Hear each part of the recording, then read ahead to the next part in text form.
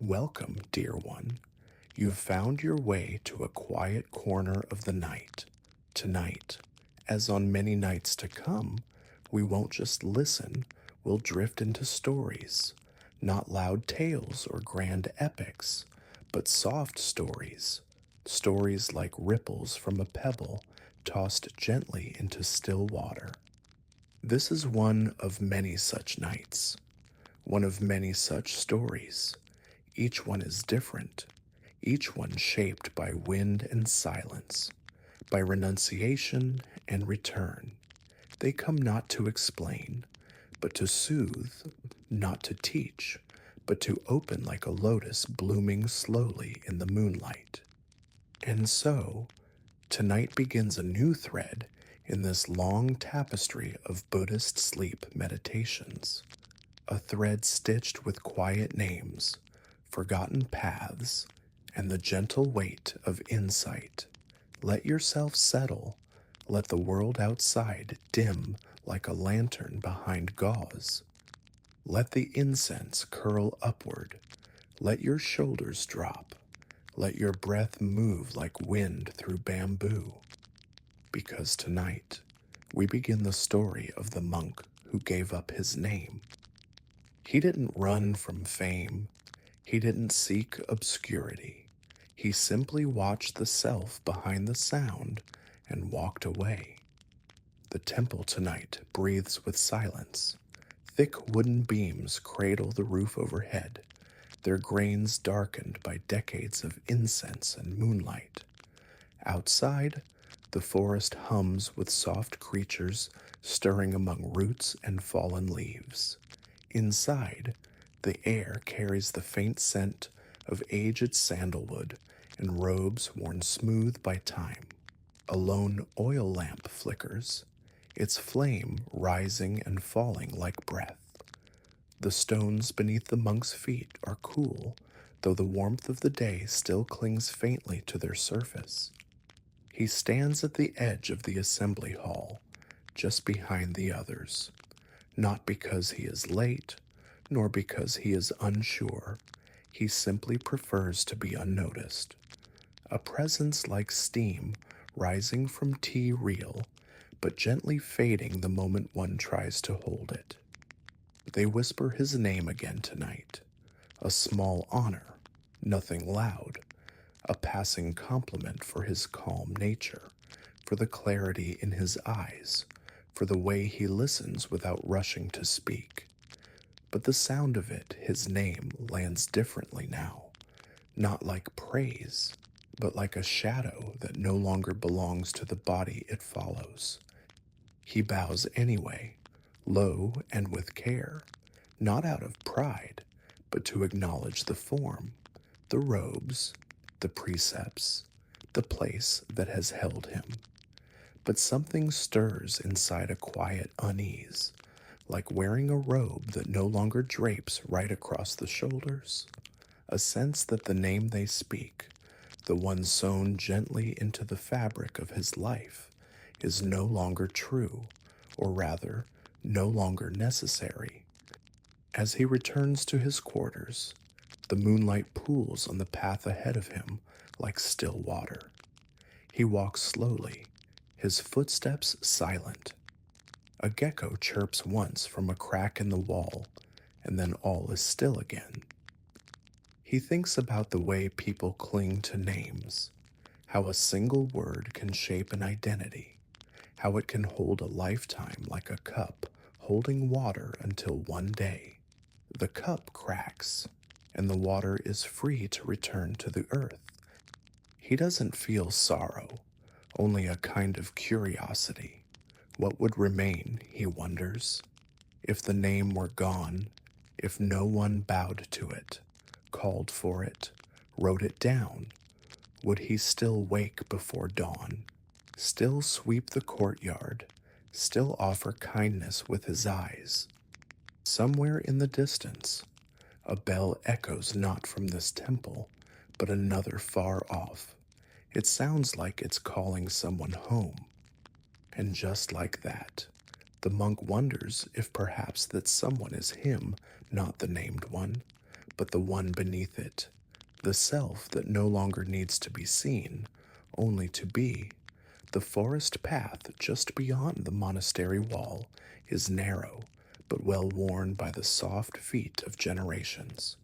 It winds through tall sal trees and bamboo groves, where morning mist still clings to leaves, even as the sun rises. The monk walks there often never far, never with purpose, just to listen, to the rustling of birds, to the wind brushing the edges of the world, to the quiet that stretches between all things. And one morning, he hears something that was not meant for him. A voice old, cracked, half mumbled drifts from behind the banyan tree where he pauses. An elder traveler sits on a stone, adjusting the strap of his cloth bag, unaware that anyone listens. "I've carried that name too long," the old man mutters, "more to the roots than to the sky. It's heavier than it looks, this bundle of sounds." The monk does not move, though something shifts inside him. The traveler says nothing else, only sighs, stands, and limps onward down the path. His shape fades into the morning haze, leaving behind the echo of a sentence the monk cannot forget. He returns to the monastery, but the words stay with him, like a koan whose answer lives in silence. That evening, as they chant beneath the lanterns, the sound of his own name in the liturgy feels foreign, like hearing someone else called, yet instinctively turning to respond. That night, he sits alone beside the water jar. The moon's reflection trembles gently in the surface. A moth flutters once, then settles. He watches his shadow and wonders if it too is made of the name. No one asked him to leave. No one scolded him. But something in that morning whisper opened a door one he did not know was even built inside him. A name can be a robe, and a robe can warm or weigh. He begins to wonder what it might mean to be truly unwrapped, to be uncalled, unremembered, and at peace. It is not bitterness that stirs in him, it is longing, not for escape, but for quietness that goes beyond silence, a space not bound by identity or praise or role, just the wind, the trees, and the breath that still rises and falls without needing a name to do so. The next day, a novice finds his bowl resting by the gate, clean, dry, facing outward, as if to say, "I do not need this carried further." There is no note, no farewell, just absence that feels almost like presence, soft, intentional, and already at peace. And by the time the temple bell sounds, the second hour past dawn, he is walking where names cannot follow. The forest doesn't ask who enters it. It does not care for names, titles, or even robes. It accepts only the weight of one's footsteps and the stillness of one's breath. The monk walks beneath its canopy now, not as a disciple or teacher, not as a figure to be praised or remembered, but simply as a man moving through space. He doesn't go far just beyond where temple chants fade and cicadas begin. A village lies there, quiet and unbothered by ceremony. No one recognizes him, and that is a kind of grace. At first, he offers help in silence, sweeping leaves from the threshold of the old potter's hut, carrying firewood where needed, filling water jars. When someone asks his name, he only bows, hands pressed together, and smiles with his eyes. They begin calling him uncle, or sometimes nothing at all, just a nod when he passes. A place is made for him on porches, near stoves, under shade, and slowly, the habit of being someone starts to fall away. One morning, he sits beside a stream, cupping water to his face. The light dances on the surface like memories that no longer cling. He recalls how once he had feared being forgotten, that his practice, his vows, his presence in the Sangha would vanish like smoke. But now, that thought feels no heavier than a petal resting on his palm.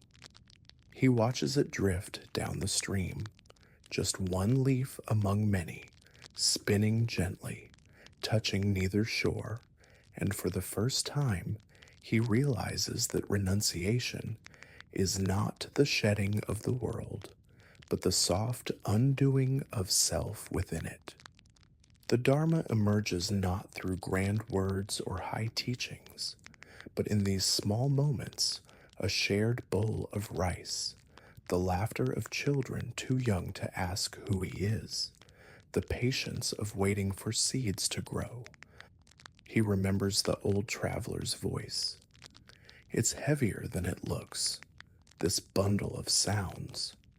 But now, there is no burden, only space, the kind that allows breath to deepen and presence to stretch wide like the sky.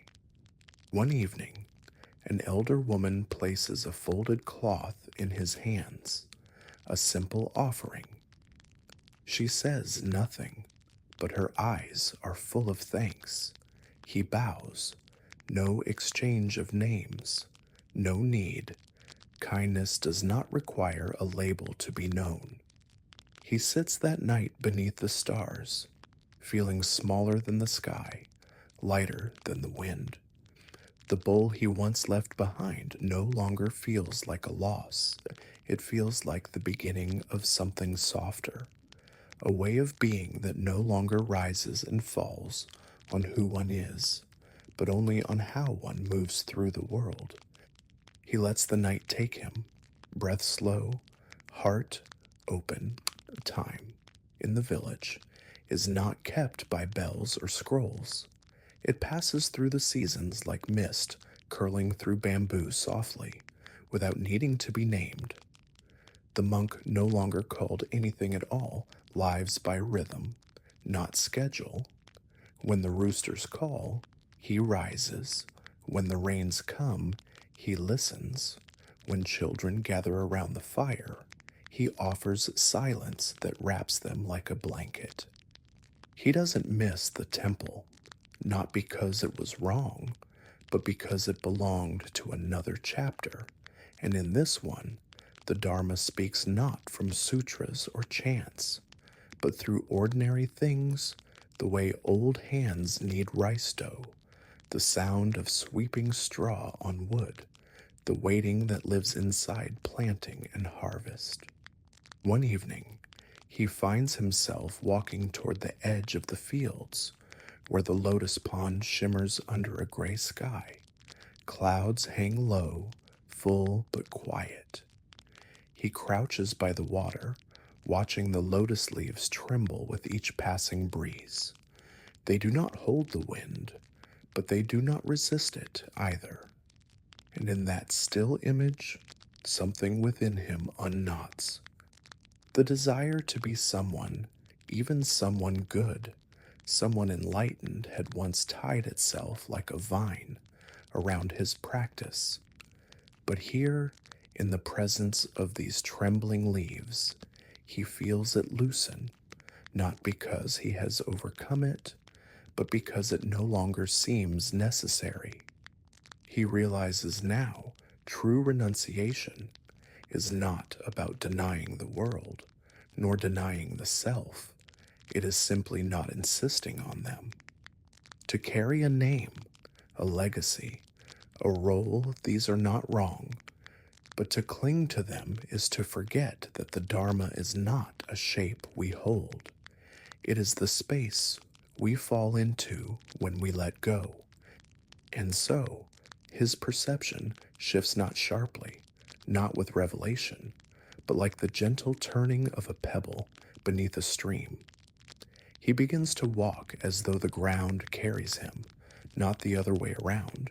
He speaks only when speech is needed, and even then, his words come like leaves blown from a quiet tree. No urgency, no claim. One day, a young boy scrapes his knee on the stone path, and the monk lifts him with care, wiping the blood with his own sleeve. The boy looks up and asks, "Are you a monk?" The question floats there, and the monk only smiles. "No need to worry about that," he says softly, brushing dirt from the boy's palms. "The important thing is you're all right." And in that moment, he realizes kindness given without identity feels like water poured into thirsty ground. It sinks in without needing to be seen. He walks home that evening with the lightness of someone who has shed not just a name, but the need to be known at all. In the village now, no one asks anymore, not because they know who he is, but because they know how he is: quiet, present, unburdened. The man who carries water for the elder without being told. The one who hums while stirring rice, whose smile folds softly into his eyes. Children mimic the way he walks slow and straight, like wind moving through reeds. The women leave small bowls for him without expectation, and when he does not come for a few days, they assume he is resting beneath the trees or mending someone's roof tiles without announcing it. Years pass, and then, one afternoon, a group of novice monks arrive from a nearby monastery, seeking shelter from the sudden rains. The villagers greet them kindly, offering mats and warm porridge. One of the monks points to the man fixing a broken fence and asks, "Who is he?" The villagers glance toward him, then shrug. "He's just been here," someone says, "always helping, quiet. We call him Uncle." The monk smiles from a distance, lifting a hand in greeting. The rain begins to fall again, softly this time, thin threads from a gray sky. He looks up not at the novices, not at the past, but at the shape of the clouds themselves, wondering how long a raindrop must wait before it falls. And perhaps that is all he's ever done: waited, not for recognition, not for enlightenment, but for the moment when letting go becomes no longer something one does, but something that has already happened. He finishes tying the fence with twine, then walks slowly toward the Sangha hall, where the roof catches the rain like a drum stretched over stillness. Somewhere above, a single drop hesitates on the edge of the eave round, full, trembling. It does not fall yet. It waits, just as another story waits, a story that rises from the roof of the old Sangha hall, where even raindrops learn to listen. And so, dear one, when you're ready, let's follow the next thread. Let's listen to the raindrop that waited. The rain continues, soft as breath. The drops fall one by one, not in haste, not in sorrow, just as they must. From the high roof of the Sangha hall, a single raindrop waits, trembling on the edge of a curved tile, its round shape catching the gray light like a pearl suspended in thought. The monk, the same one who gave up his name long ago, stands below, shoulders damp, watching it. He had not meant to stay long at the monastery again, just to fix the broken hinge on the gate. But the rain kept him, and in its rhythm he found something familiar. The hall is old, its beams darkened by decades of chanting, of breath, of silence too deep to name. The roof tiles, lacquered with age, cradle the rain with reverence, and there, on the far edge above the veranda, the raindrop holds on not from fear, but from some instinct that the moment is not quite ready. The monk sits beneath it, back straight, knees crossed, eyes open. He does not speak. He only listens to the hush between drops, to the way the water gathers on the roof before releasing. The others have gone inside, but he stays, drawn by something he cannot yet name. He remembers when he first arrived here, so many years ago, how he, too, had waited outside the hall, beside a bell he dared not ring, not out of doubt, but out of respect. He had waited until his breath slowed, until the sound of the forest matched the sound of his own heart. Only then had he stepped through the gate. Now, the raindrop waits in the same way, not holding on, not afraid to fall, just present, just full. In his stillness, the monk senses its teaching not in words, but in wait. The waiting is not failure, the delay is not resistance. Sometimes, the pause is the lesson itself. He recalls how often he had rushed in earlier years, rushed to understand, to purify, to let go, as if awakening were a door that could be forced open.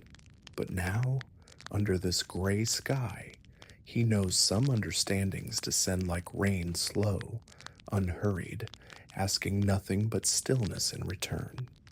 A gust of wind stirs the trees, and the raindrop quivers once more.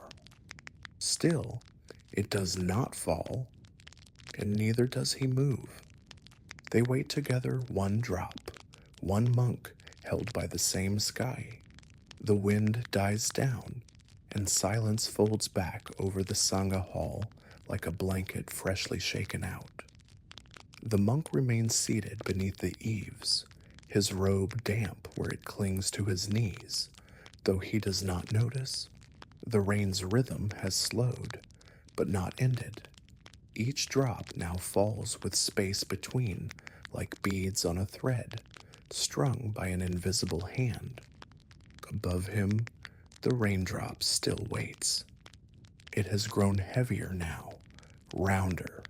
It reflects the shape of the sky, the edge of the roof tile, even the faint outline of the monk below, and though it leans toward the fall, it clings still not tightly, but with the soft reluctance of something not yet finished with its moment. A young novice appears in the doorway behind him, clutching a towel and a worried look. "Venerable," he whispers, "you'll catch cold." The monk lifts one hand gently, no words, only a wave of peace. The novice hesitates, then bows and leaves, barefoot steps fading into the quiet of the inner hall. It's not that the monk seeks the rain, nor that he resists shelter. He is simply drawn to the shape of this waiting. There is something true in it, something he has known but not yet named. He remembers a time when he himself felt like that raindrop poised on the edge of a choice, unsure if he was meant to remain or release. The day he set down his name had not been born from logic or vow, but from a single breath that refused to be answered by the past. Waiting, he has learned, is not a pause between more important things. It is a form of being. The lotus seed waits in darkness, the fruit waits in ripeness, the bell waits in silence for the right hand to ring it. He smiles at the memory of a question once asked by a traveling teacher, is the fruit patient, or is it simply fruit? He hadn't known how to answer then. Now, he does not feel the need to. The drop above trembles again.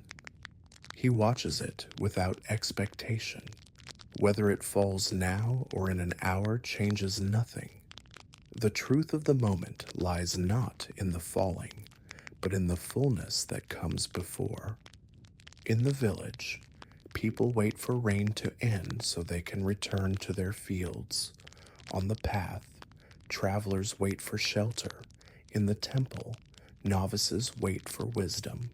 But here, beneath the roof, the monk waits with no agenda. And in that stillness, he begins to feel the Dharma open not as lesson or insight, but as presence. A truth that speaks not in sentences, but in the breath between them. The drop shifts, it swells. Still, it does not fall. And the monk, like a leaf on still water, remains beside it, neither moving forward nor back. The clouds thin as the afternoon stretches on, pale light filtering through their edges, like water through cloth. Somewhere beyond the mist, the sun is still there, unseen, but steady. A soft breeze stirs the fringe of the monk's robe, and above him, the raindrop leans ever so slightly farther from the tile's curve. He breathes in the scent of wet earth and old wood. The air is heavy but kind. The moment unremarkable to any passerby feels full, like a bowl held with both hands. There is nothing to solve, nothing to reach, just the weight of water and the space around it. He remembers a lesson he once received without words. It had been years ago, while sweeping leaves from the monastery steps. A senior monk had paused beside him, bent down, and lifted a single leaf from the pile. He had looked at it, then set it gently back on the ground, not saying a thing. At the time, the younger monk had felt confused. Was it a metaphor, a correction, a teaching? Only now, beneath this patient drop, does he understand not everything must be read as symbol or sign. Sometimes, what matters is the gentle act itself, the noticing, the lifting, the setting down, the care in presence, even if no meaning is attached. The Dharma, he realizes, is not hidden. It is simply quiet, waiting, like the raindrop, for the mind to be still enough to see it. He hears a small bird flutter above, then perch somewhere near the roof. Its feathers rustle once, then silence. Even it seems to sense the hush of the moment. And the drop waits still. He wonders how long it has been, minutes, an hour, but the thought dissolves as quickly as it comes. Time is no longer useful here. The longer the drop stays, the more it teaches of stillness without stagnation, of fullness without pressure. To wait without reaching, to be full without falling, this too is practice. The monk shifts slightly, not from discomfort, but to feel the wooden floor beneath him more clearly, the grain of the wood, the rough edge of the beam beside him, the way his breath echoes faintly in the space. Each detail roots him deeper into now. And slowly, almost imperceptibly, something within him loosens. Not a thought, not a vow, just a soft letting go of the need to become, of the need to conclude, of the idea that waiting must end in reward. Above him, the drop swells once more. It is ready, but still, It waits. The late afternoon light shifts again cooler now, tinted with the lavender hush that precedes dusk. Shadows stretch along the wooden beams of the Sangha hall, long and softened by the moisture in the air. The monk remains beneath the roof's edge, spine straight, breath slow, eyes open not with expectation, but with reverence. The raindrop has grown transparent beyond belief, almost vanishing into the sky around it. Only its weight betrays its presence, a silent fullness held in delicate balance. One tremble too many, and it will fall, yet it waits, not because of hesitation, but because falling is no longer the goal. It is simply part of being. The monk has watched it longer than most would bear, but to him, it has never been a burden. In truth, it has been a mirror, one that reflects not his face, but his unfolding. He has remembered many things in the stillness. How, in his early years, he would measure his days by how many chants he completed, how deeply he could sit, how clear his mind had become, always the sense of approaching something perfection, perhaps, or some final, still point of peace. But now, as the light fades and the drop persists, he sees the illusion in that chasing. The truth he feels in his bones is simpler. Quieter practice is not about reaching, it is about residing. Residing in the pause, in the waiting, in the space between now and next. A novice watches him from the doorway, his curiosity barely contained. He has tried, all afternoon, to understand why the elder monk sits there unmoving, beneath an empty stretch of sky. He does not see the drop, not yet. But one day he will. One day he will sit beneath a sky just like this and feel time soften around him. He will understand that waiting is not passive, it is tender, that the heart, too, ripens slowly, and not everything that blooms must open on command. The monk shifts again, barely. His hands remain folded in his lap. His gaze softens. The drop above trembles once more round, whole and shining. And then, without announcement, without drama, it lets go. It falls, not like a stone, but like a sigh, a long-held breath finally exhaled.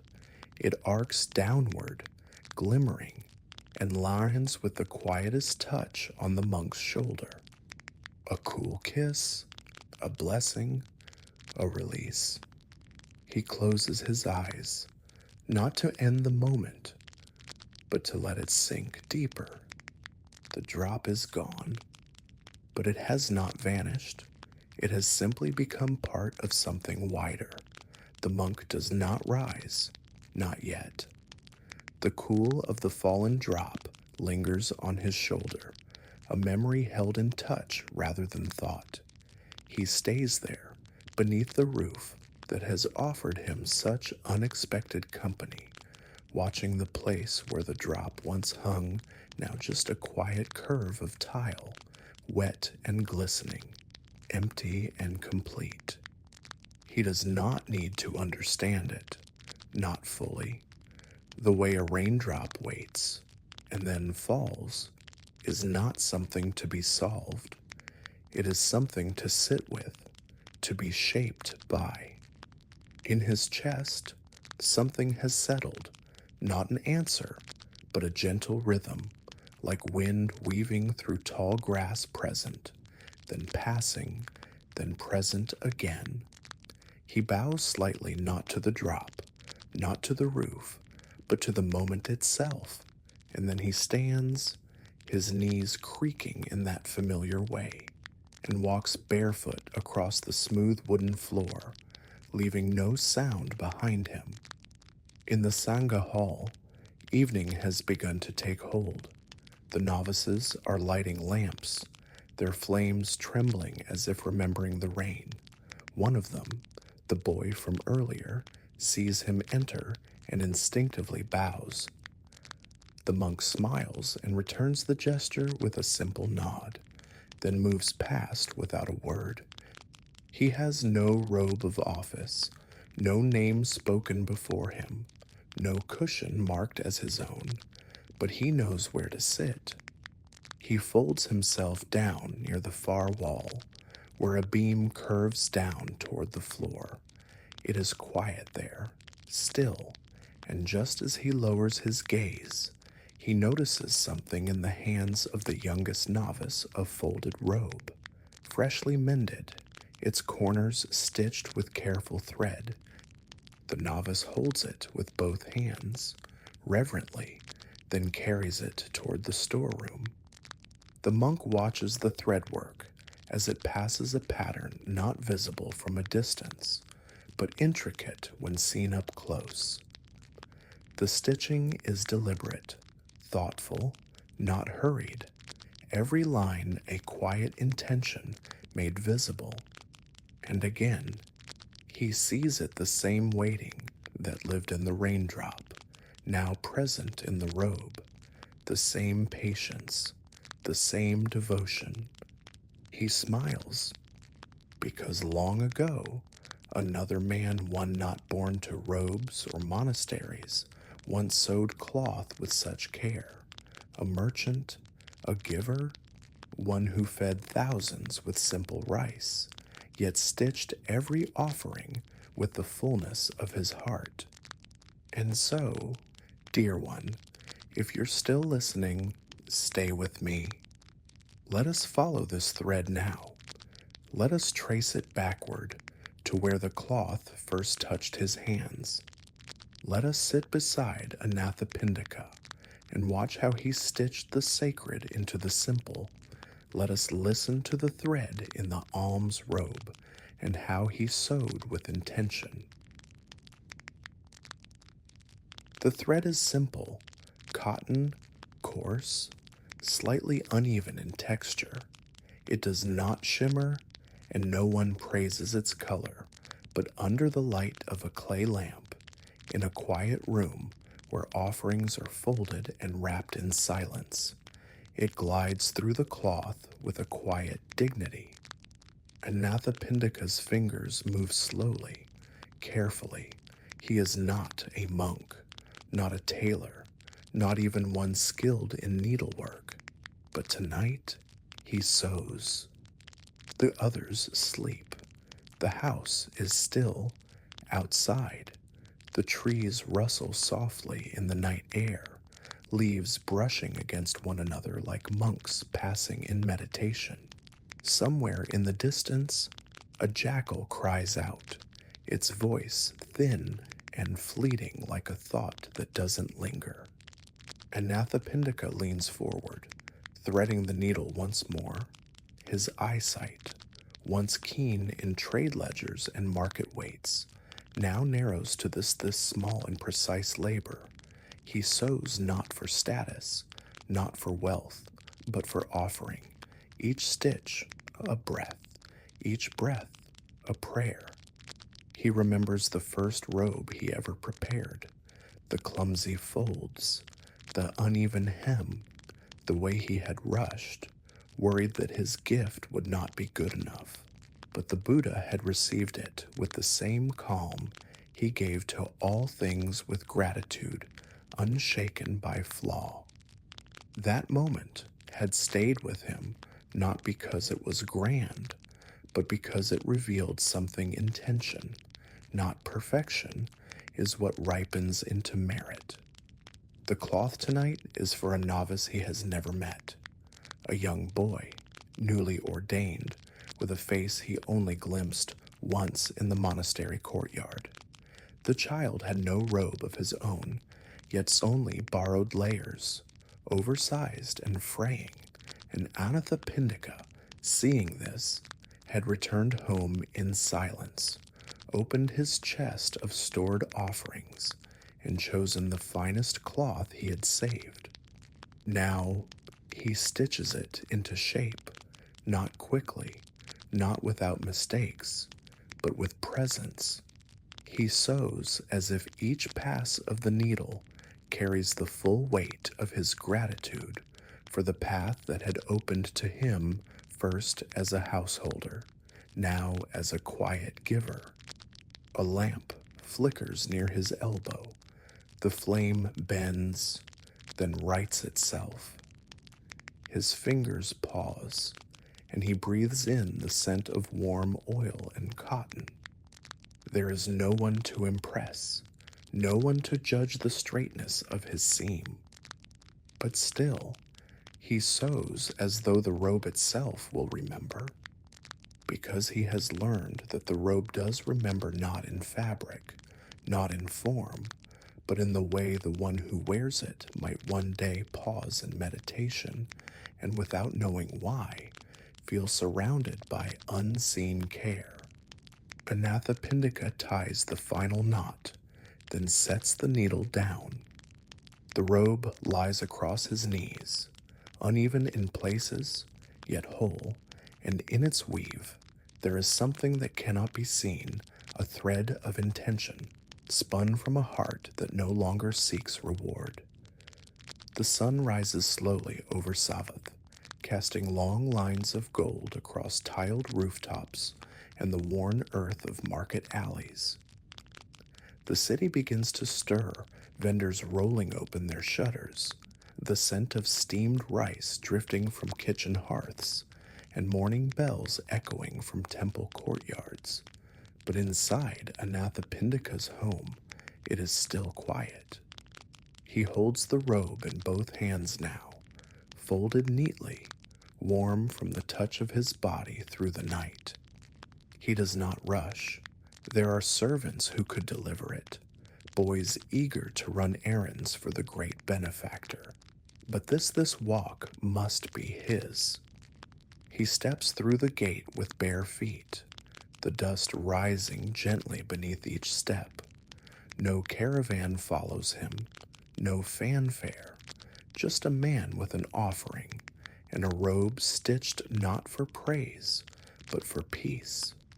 As he walks, he remembers the first time he encountered the Buddha, the sound of that voice not loud, not persuasive, just quiet enough to settle inside a man's bones. It had unmade him in the gentlest way, pulling threads from his tightly bound identity as a merchant, a planner, a man who once measured worth in coin. He still gives, he still trades, but since that day, he gives differently. He no longer counts how many monks are fed or how much rice is stored. He cares now for the grain itself, for how it is held, how it is offered, whether it carries the fragrance of sincerity.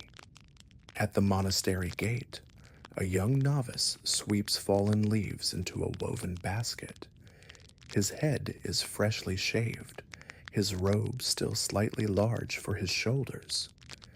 He looks up as Anathapindika approaches, not with surprise, but with the wide-eyed stillness of someone who recognizes kindness before it's spoken. Anathapindika bows low, then extends the robe. He does not explain, does not announce its purpose. He simply places it into the boy's hands. The boy receives it with both palms, his eyes dropping in reverence, his breath caught in his chest, and for a long moment, neither of them moves. There is no speech, no thanks, only the quiet weight of cloth and all that lives inside it. Later, as the boy folds the robe within the hall, he runs his fingers along the seams. The stitching is uneven. Some lines stray slightly. Some places are thicker with thread. but there is something in it, something that makes him pause. He doesn't know who made it, only that it feels alive. And in that subtle feeling, the Dharma breathes not through words, but through touch. The robe teaches him what sermons cannot, that practice begins not in perfection, but in the intention behind every act. Anathapindika leaves the monastery in silence. His hands are empty now, but his heart feels full, as though he, too, has received something, not because he gave, but because he gave with care. That evening, the house is lit with only one lamp. Anathapindika sits alone near the window, the light brushing his face as gently as memory. Outside, the city murmurs distant voices, carts creaking over stones, the soft call of a mother guiding her child to bed. But inside, it is quiet, and his mind is still. He watches the flicker of the flame, how it leans, steadies, leans again. It reminds him of the needle's motion from the night before, of the way the thread curved and tightened, of how even small motions can leave deep imprints when done with the whole of one's heart.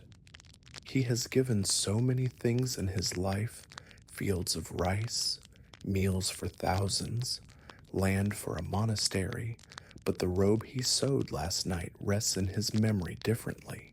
There was no ceremony, no marble inscription, no donor's name etched into stone, just thread and the silence between stitches. He thinks now of all the robes he's seen monks wear, some patched many times over, others gifted by kings. But the value never seemed to rest in the silk or the dye, only in the way each monk wore it, as if it were not cloth, but vow. And isn't that what this path is? A sewing of the inner and the outer, of intention and act, one stitch at a time. He closes his eyes, remembering the face of the young novice, the stillness in his bow, the way he had not spoken. There had been something in that silence, something unmistakable, not gratitude, not awe, but recognition. The boy did not know him, not by name, but somehow he had seen him clearly as someone who did not give from distance, but from presence. That moment returns to Anathapindika now, fuller than any feast, more nourishing than any wealth. The robe had been received, yes, but more than that, it had been understood.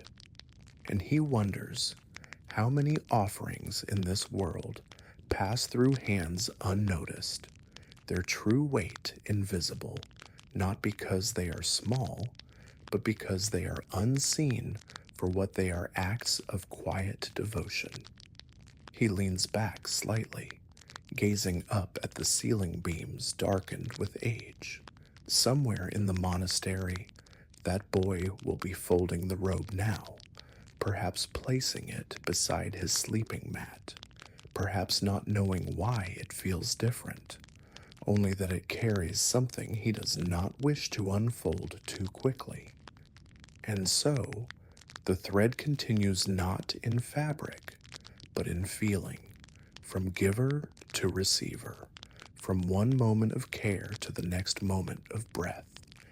Anathapindika exhales softly, not with weariness, but with the contentment of one who has finally understood that even the smallest stitch, if offered with sincerity, can hold the entire Dharma within it.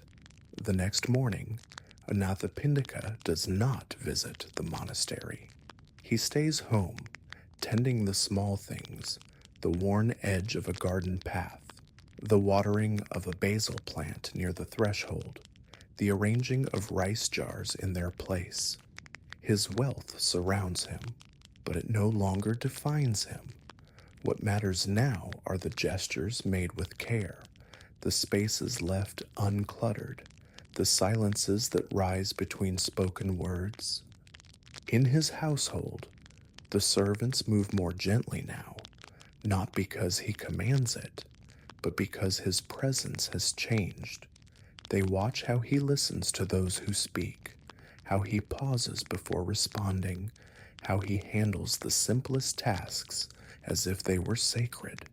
It is not what he owns that teaches them, it is how he carries what cannot be seen. He walks the garden path just after noon, where sunlight filters through the tall mango tree, casting patterned shadows across the earth. The breeze brushes his sleeves, and for a moment, he remembers his childhood before business, before titles, before becoming the man others bowed to. He remembers a shirt sewn for him by his mother. The threads were uneven, the sleeves slightly too short, but it had been warm, familiar, alive with care, and it strikes him now that the robe he gave to the novice was not just a gift, it was a return, a full circle, a memory made whole again, not by sentiment, but by action offered without the self. At the monastery, the novice rises early. He wears the robe. It fits better today, less stiff, more familiar. He walks slowly, sensing something in the folds. Not a voice, not a message, but a stillness, a steadiness. And as he sweeps the stone floor of the hall, a thought arises, unspoken and weightless. I must be careful with this robe, not because of its value, but because of what it seems to hold, not something sacred by birth, but made sacred by how it was offered. He does not know Anathapindika by name, but he feels him in the threads, in the way the robe rests on his shoulder, light yet grounding, as if some unseen hand is always near, reminding him that his path, too, is stitched with unseen devotion. And in this quiet echo, the robe becomes more than a robe. It becomes reminder. It becomes relationship. It becomes the Dharma, passed not through scriptures, but through touch, effort, and humble offering. In his garden, Anathapindika closes his eyes, feeling the sun on his face, not reaching for more, not needing to know how the robe will wear, how long it will last. He has offered what he could, and that, he knows now, is enough. Evening falls gently over Savath. The sky softens into a violet hush, and the breeze carries the scent of baked earth and flowering neem. Inside his home, Anathapindika sits near the window once more, not with robes or rice or offerings in hand, but with stillness, the kind that arrives after nothing more needs to be said. He does not think of legacy. He does not wonder if the robe will last through seasons. He only breathes, long and even, like a man whose giving has merged fully with his living. The light from the lamp flickers across the walls. A moth dances once, then disappears into shadow. Far beyond the house, the monastery's evening chant has already ended, and somewhere on the edge of that world, a robe is folded, a bowl is rinsed. A young novice prepares for sleep, with care shaped by unseen hands. Anathapindika closes his eyes. There is no more sewing to do tonight, no more preparation. The thread has done its work, and yet its echo lingers not as sound, but as rhythm, as a way of being. He does not need to go to the temple to feel it.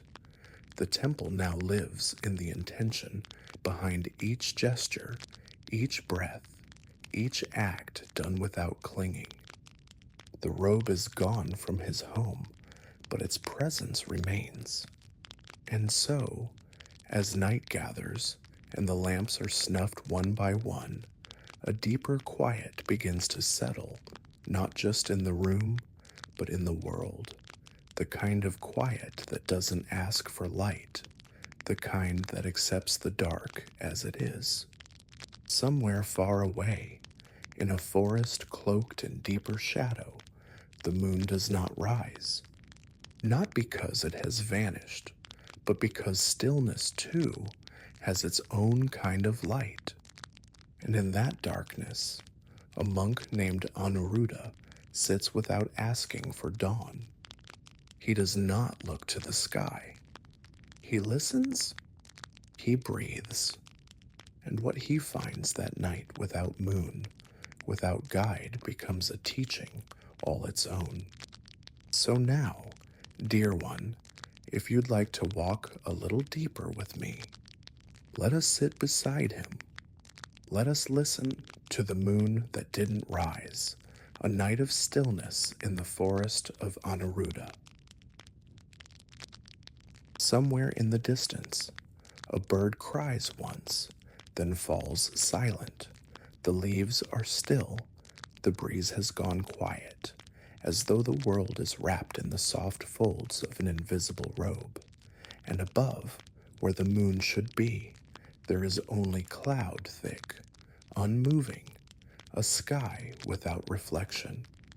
Anuruddha sits beneath a tall sal tree, his back straight, his breath steady.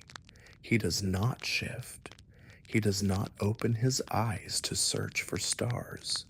He already knows they are there, just hidden, like truth beneath confusion, like peace beneath restlessness. The others have returned to their huts, their footsteps fading into the hush of the night. But Anuruddha remains on the forest floor, wrapped in the warmth of his robe and the silence that deepens around him. The ground is cool beneath his knees. The scent of damp leaves, old bark, and distant firewood smoke drifts in slow currents across the clearing. He had come to this forest long ago, not for silence, but for vision, for clarity.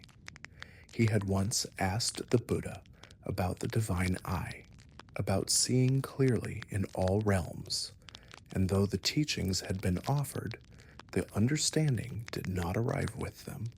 It came later quietly over years, like dew gathering on a leaf, too slowly to notice.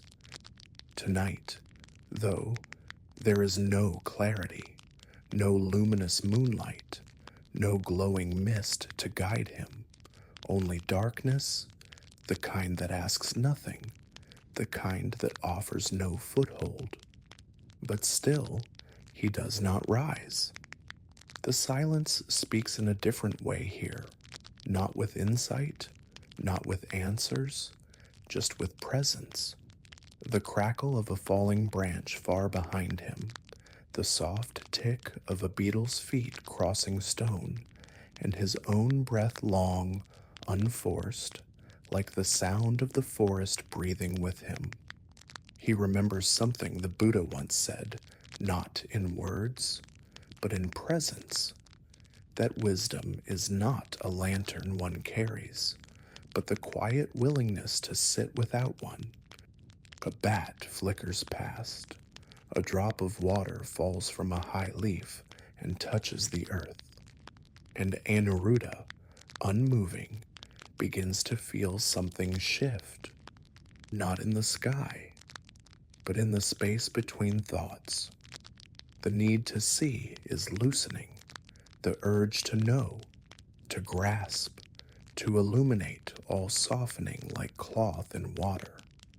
He lowers his gaze not because there is anything to see, but because there is nothing left to seek. The moon may not rise tonight, but he does not need its light to remain awake. Stillness, he is learning, shines from within. And in this night of unlit sky, it is enough simply to sit, to be the bowl that holds the dark without spilling. The darkness settles deeper now, thick as ink pooled across the forest floor, yet Anuruddha does not stir. His hands rest lightly in his lap, one atop the other, his shoulders relaxed beneath the folds of his robe. He does not count the minutes. He does not measure the silence. He simply receives it, like an alms bowl receiving the soundless offering of night. Around him, the forest breathes in new ways. The animals have quieted. Even the insects seem to pulse in slower rhythm, as if time itself has turned inward. Anuruddha's breath mirrors it steady, without effort, the kind of breath that doesn't belong to a person, but to presence itself. He had once believed insight would arrive like lightning sudden, brilliant, irrefutable, but here, beneath a sky that holds no moon, it comes instead like dew forming unseen. There is no flash, only a deepening. He senses, not through sight, but through stillness, the gentle contours of the world, the roughness of the earth below, the invisible arcs of tree branches above, the quiet life humming between roots and stars. There is no need for eyes when awareness extends this far. Once, Anuruddha had chased visions. His meditation had been filled with effort, with striving to pierce illusion, to witness realms beyond the human. And he had glimpsed such things, yes, but none of them remained. What remained, always, was this: the breath, the body, the dark. Now, in this long night, the Dharma speaks not in light, but in what light leaves behind. It says, you don't have to see to know. It says, let the unlit become your teacher. A single thought rises in his mind, clear and quiet. The moon need not rise for the forest to be whole. And he smiles, not because he has solved a riddle, but because the riddle no longer matters. The longing to illuminate, to grasp what lies hidden, fades like mist withdrawing from a warming stone. He understands now that even the hidden belongs to the path, that the not seeing is part of the seeing. He brings his attention back to the breath, not because he must, but because he wishes to. The breath is not a task here. It is companionship, a lanternless rhythm, a quiet tether between body and stillness. A leaf falls nearby, slow and aimless. He hears it land, and in that soft sound, Anuruddha feels held, not by vision, but by presence, not by light, but by what remains when all light has gone. Hours pass, though he does not count them. The forest has long since folded into itself, and the air carries the deep, quiet cool of a world turned inward. Anuruddha remains still beneath the canopy, neither waiting for dawn nor resisting the dark. His legs have numbed slightly, his back aches in small places, but these sensations do not trouble him. They rise and fall like the breeze, temporary, unnoticed unless clung to. He does not cling. Instead, he rests in the vastness that now surrounds him, not the vastness of space, but of silence. A silence not born from absence, but from attention rich, textured, full of breath and heartbeat and the press of robe against skin. He once thought stillness was something to be reached, a result of mastering the body or conquering thought. But now he sees stillness is not the reward. It is the condition beneath all effort, the original ground, uncovered only when striving ceases. There had been nights in his earlier years when he feared such darkness, when clouds covered the moon and his thoughts raced to fill the space. But now, those fears seem like echoes from another life. This night does not frighten him. It welcomes him. It asks nothing. Above, the clouds remain unmoved. The moon, if it exists tonight, is invisible, hidden by layers of sky and wind. Yet the darkness is not empty. It is full of things not seen: the curve of a branch, the shape of his breath, the knowing that does not require sight. And then, in that fullness, something shifts, not around him, but within, a clarity not of vision, but of heart. He sees that he has been searching for the wrong light, that the illumination he longed for was not to be found in the heavens, but in the simple act of remaining fully, quietly, here. He had asked the Buddha once about the divine eye. Now he asks nothing, because in the dark he sees what cannot be seen with eyes. That understanding does not come from shining more light. It comes from being unafraid of the dark. A small rustle moves through the brush behind him, perhaps a deer, perhaps wind. It matters little. He offers no reaction, no disturbance. His stillness is not brittle now, not tense. It is wide, like a pool that absorbs every ripple without losing its calm.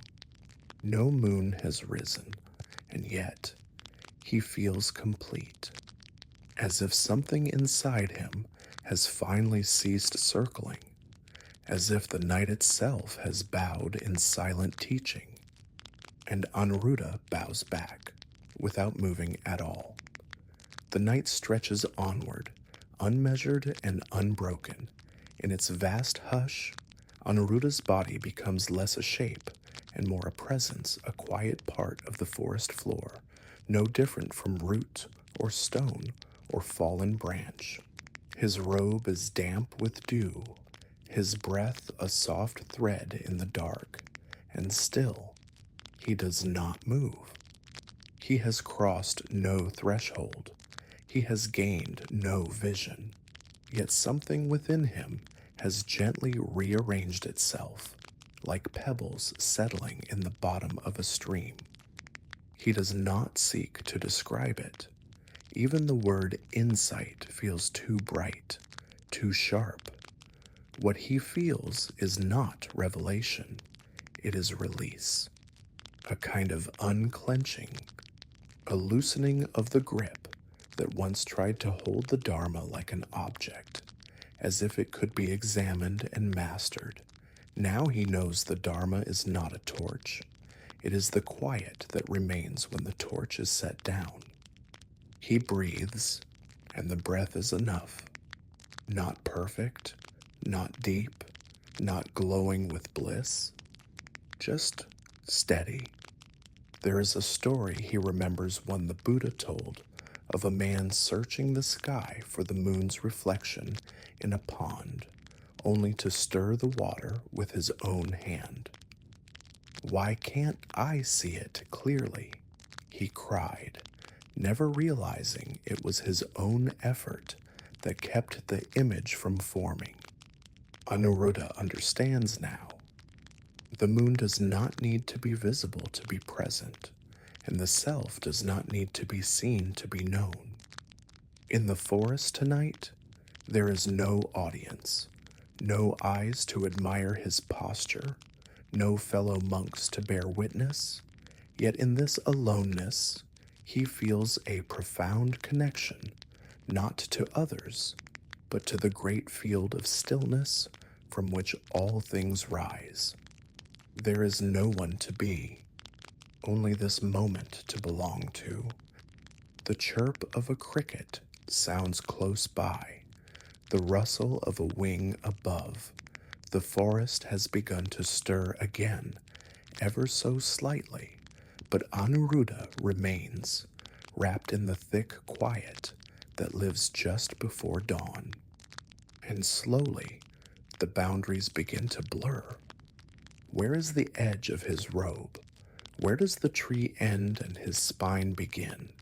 Where is the separation between forest and monk? He cannot find it because it no longer matters. What matters is the way stillness holds everything, without judgment, without boundary, without needing to shine. He opens his palms slightly, as if to cradle nothing at all. And for the first time, he feels not that he is meditating, but that meditation is happening without him, a falling away of the one who waits for wisdom. And in that falling away, something finally rests. The sky begins to pale, not with sudden light, but with the faintest lifting of darkness, the way a deep breath softens a long-held silence. The forest does not cheer, does not greet the dawn with fanfare. It simply adjusts, gently, naturally.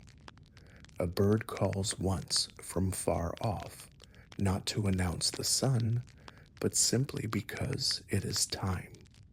Anuruddha stirs, though only slightly. His eyes remain closed. His body, stiff with night, is still wrapped in stillness.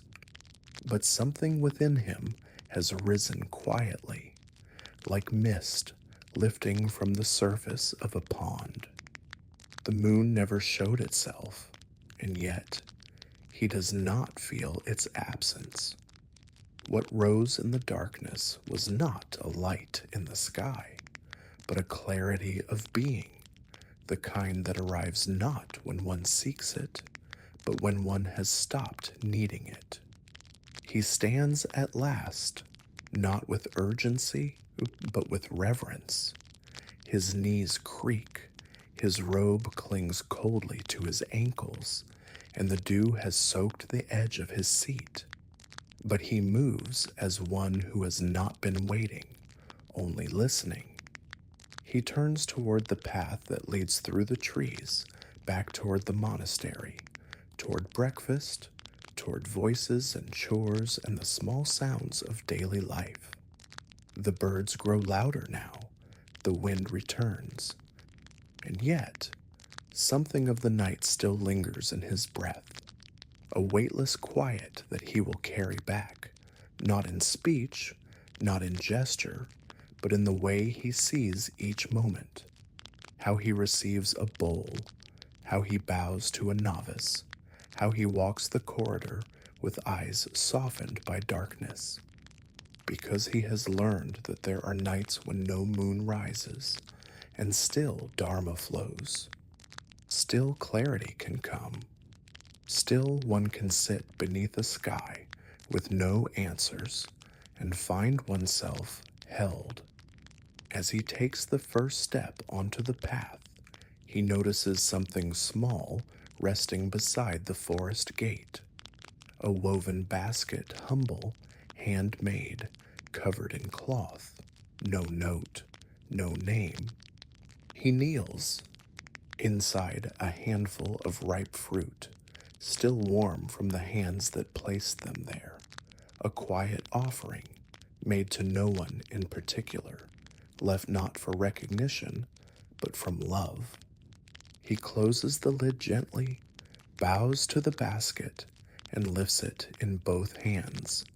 His heart softens in a new way, because someone somewhere in the early morning dark had walked here, placed this gift, and disappeared again.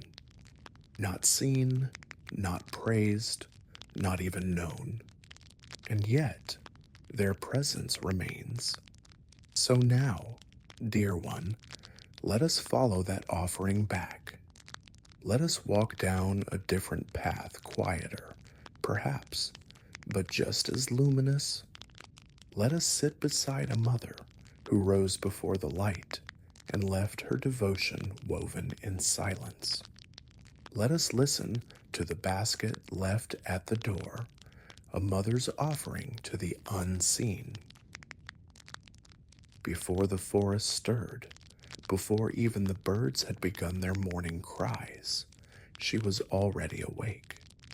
The mother moved through her small house with practiced quiet, each footstep placed with care, each breath softened so as not to disturb the sleep of those she loved. In one corner, her daughter lay curled in a thin blanket, cheeks round and peaceful.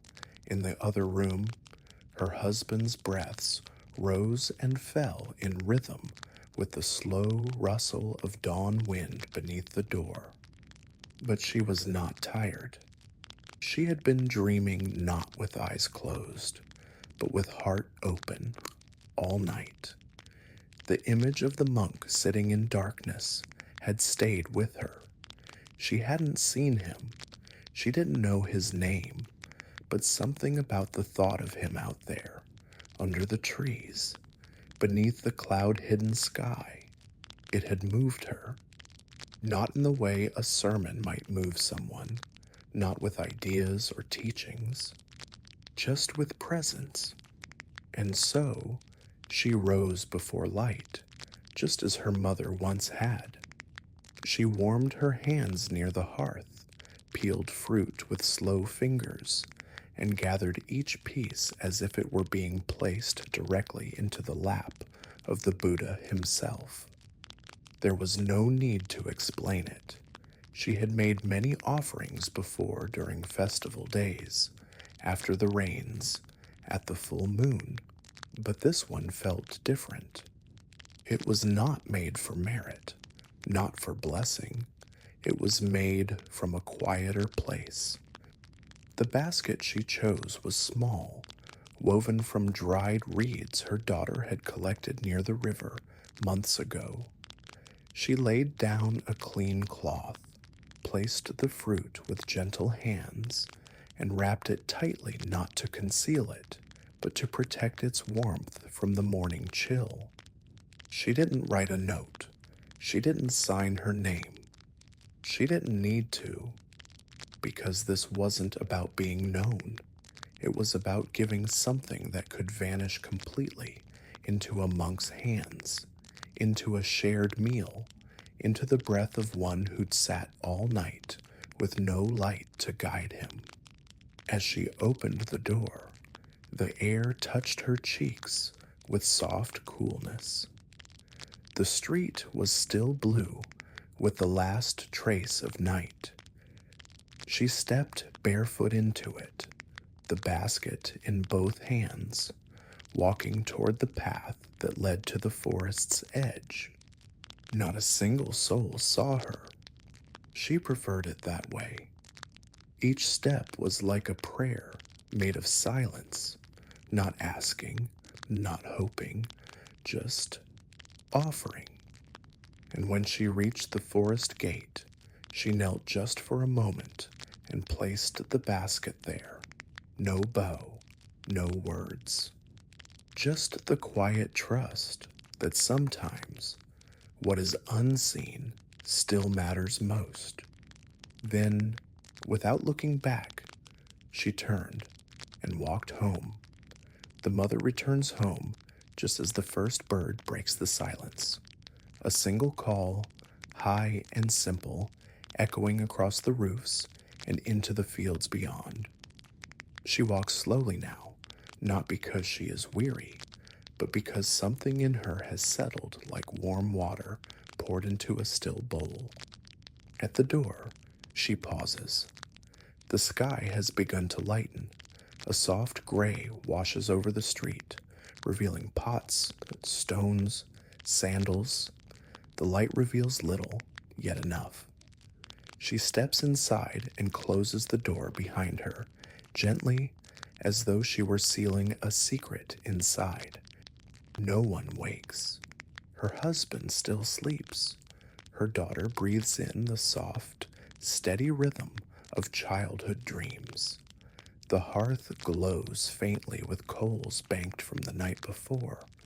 She kneels there, warming her hands again, not out of need, but remembrance, as if the heat of the basket she had carried still lingers in her palms.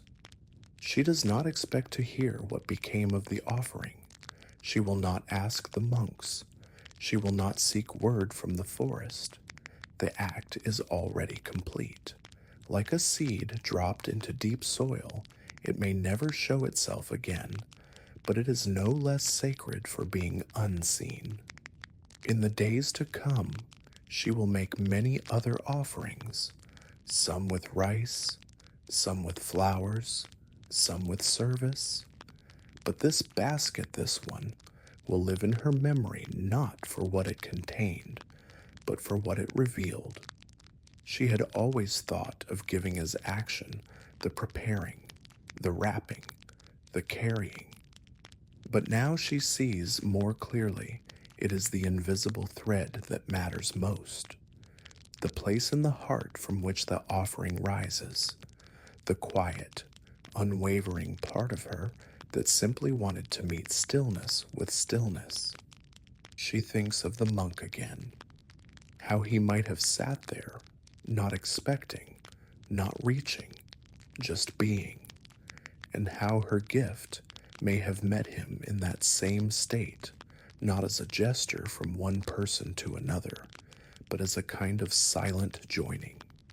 She does not need to see his hands receive it. She already feels the connection, not through eyes or thanks, but through the stillness that now lives in her chest, a stillness she had never noticed before. Not absence, not emptiness, but a fullness too soft to name. Outside, the day begins in earnest. Voices rise, doors open, pots clatter, the world stirs back into motion. But she moves through it differently now. Not slower, not louder, just more deeply rooted in the unseen. That afternoon, the child finds her mother in the garden, seated among the herbs with her hands deep in the soil. The girl tiptoes barefoot over stepping stones, her fingers still sticky with mango juice, a question waiting on her lips. "Me?" she asks. "Where did you go this morning?" The mother doesn't look up right away. She gently tucks a basil root into the earth, covering it with a thin layer of compost. Only after patting the soil smooth does she speak softly, like someone choosing each word with care. "I went to leave something for someone who was waiting, but they didn't ask for it." The girl frowns, puzzled. "Then, how did you know they needed it?" The mother smiles, a deep smile that touches the skin around her eyes. She brushes dirt from her palms and taps the child's chest, lightly, just over her heart. "Because I listened from here." The girl blinks, nods slowly, as if storing the idea somewhere she will come back to later, perhaps years from now, when she too feels something stir inside without explanation. They remain there in the garden, the late sun warming their backs. A bee circles the turmeric leaves, and far off, a drum sounds from the monastery. The girl asks no more. She only stays close, tracing patterns in the soil. Inside the house, a bowl of rice waits on the low table, a jug of cool water beside it. Nothing fancy, but the room feels full, as if something unseen has been invited in and is now resting there, quietly. The mother rises at last, not because she must, but because the moment has passed naturally. She walks through the kitchen, places a cloth over the rice, and hums a tune she hasn't sung in years, not from joy, not from memory, just from the feeling of breath moving freely again. Later, when she washes her hands, she sees that her fingernails are rimmed with dirt, and a loose thread clings to the hem of her sleeve. She pinches it gently between thumb and finger, but does not pull it free. There's something about that thread, unremarkable, invisible to anyone else, that feels like part of a much larger weave. As if her morning offering, the monk's long vigil, the child's question, and even this simple act of rinsing herbs were all stitched together by the same quiet Dharma. No one else may see it, but she does, not with eyes, but with the same knowing that led her to the gate at dawn. In the days that follow, the mother does not speak of the basket again. She does not wonder if the monk knew who left it. She does not hope for word or gesture or smile in return. It had never been meant as a conversation, only a bow one made not with the body, but with the heart. And yet, something inside her continues to shift. Not drastically, nothing that others might see. The neighbors still greet her the same way. Her husband still jokes about the weather. Her daughter still tugs on her sleeve when the rice is late. But beneath these ordinary movements, a different rhythm has begun. She notices things more clearly now. The way steam curls from the pot before the lid is lifted, the exact sound the broom makes as it pulls through dry leaves, the space between her child's inhale and exhale when she sleeps, the stillness that lives at the bottom of a task when it's done without hurry. Even the simplest acts, carrying water, peeling roots, smoothing linens, seem to hold something extra, not more weight, not more importance, just more presence. And one morning, while folding laundry in the shade of the tamarind tree, she realizes what it is. She no longer separates the sacred from the small. Where once she had sought temples and altars to feel close to something beyond herself, she now finds it in the everyday fabric of her life. The sacred has moved in not with incense and bells, but with the quiet of a basin half filled, a window slightly open, a gesture offered without being seen.